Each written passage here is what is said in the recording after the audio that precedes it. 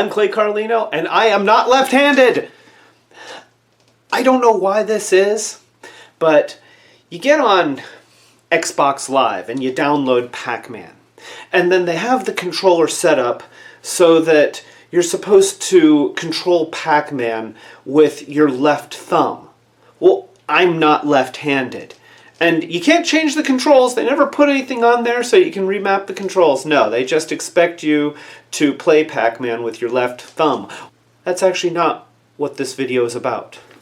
This is the Pac-Man plug-and-play video game, and I really love these things. I mean, and particularly, I love the design of this one. They made it look like Pac-Man, and then they have this this panel on the back, which you pull it off, and that gives you your cord. So it makes it a very nice thing to put on the shelf, and then when you want to take it down, you've got cord storage. So there was a lot of thought put into this. So explain to me why it is that they would set it up so that I'm expected to control it with my left hand and then use my right hand just for pushing buttons. Does that make sense to anybody? It doesn't make sense to me. This actually feels all right. I mean, except for the fact that I'm holding on to a bunch of hard right angles, but I'm willing to accept that if I can control Pac-Man with my right hand and then use my less dominant hand for pushing buttons. Wouldn't that make sense? Anybody? Well, today's video, I am just going to switch it so that instead of playing it this way, you play it this way. It's going to be awesome. To start with, I'm going to loosen these screws, and then this just pulls apart just like this. Oop. Maybe do it a little bit more gently than that. I'm going to remove this screw, which is holding the main circuit board into the housing. Just like that. There's one more. So, I have those out. And I need to rotate this 180 degrees. I'm going to have to extend the wires that go to the buttons here, and I'm going to have to do something about this wire here, and I'll have to extend these wires here. Looks like they've put a little dab of epoxy or some kind of glue on top of each of these joints. So I'm going to try to remove that with a utility blade. I'm just trying to get under it with the blade and see if I can get it to... Ah, that's perfect! Look! That's exactly what I wanted to happen. That's hot glue. If that doesn't give you confidence in our consumer electronics, I don't know what will. So, there. There. It's perfect. Now, I'm pretty sure that I can remember that this is yellow, then black, then white. But nonetheless, I'm just going to leave a little note for myself. Now I'm just going to use the soldering iron to melt the solder. I just happen to have some speaker wire, which is just about the same gauge as what this wire feels like. So I'm going to use this. Here, we'll just cut that right there, the halfway point. I'm going to mark one set of these wires, the black stripe. There we go. Now I'm just going to twist these together, make them a little bit easier to deal with. And now I'll just strip the ends. There we go. Okay. You look, there's my black, white, black, red, red, and white.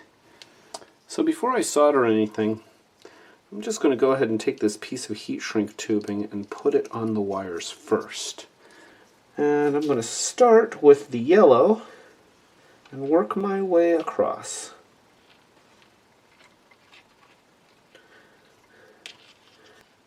Okay, just fair warning, this is not really the proper way to solder, but this is how I'm doing it.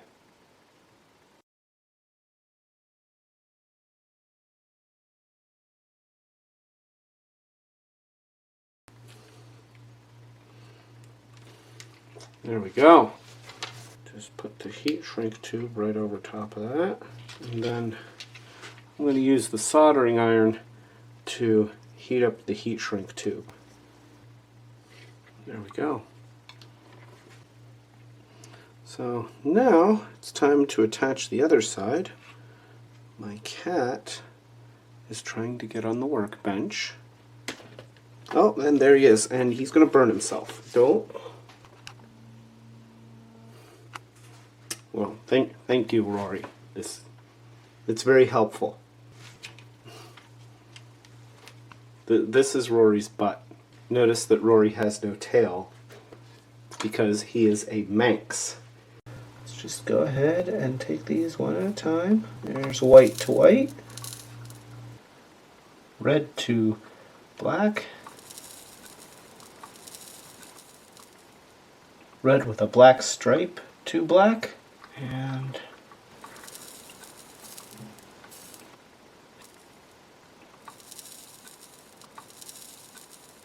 there we go.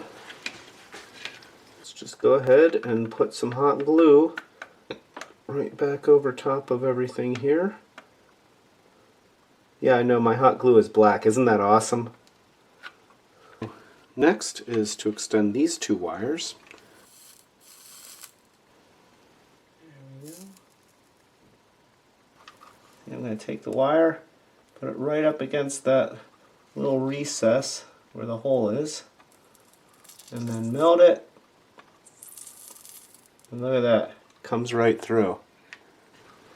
And then I'm just going to take some hot glue here and dollop that. Alright, we're getting close here.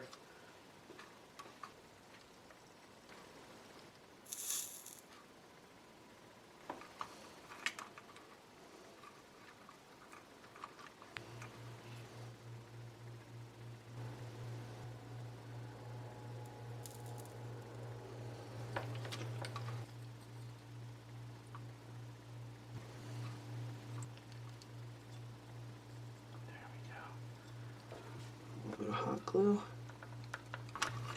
I'm going to flip these buttons over. I'm going to hit those with a little bit of white paint too.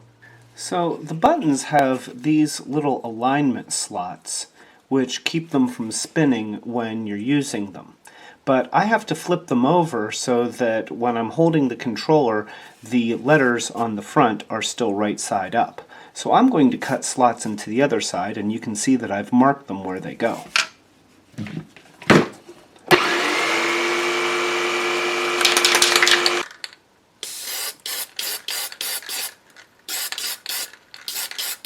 This one is B, and it goes in just like that. You see how the slots that I cut into it match up with those little tabs? It's going to work great. There's the A button, and same deal. Now I can reattach this little circuit board, and this will go in just like that.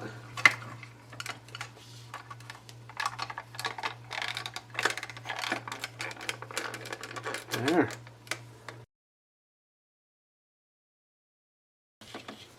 That's it. And look, everything is nice and shiny white. That looks awesome.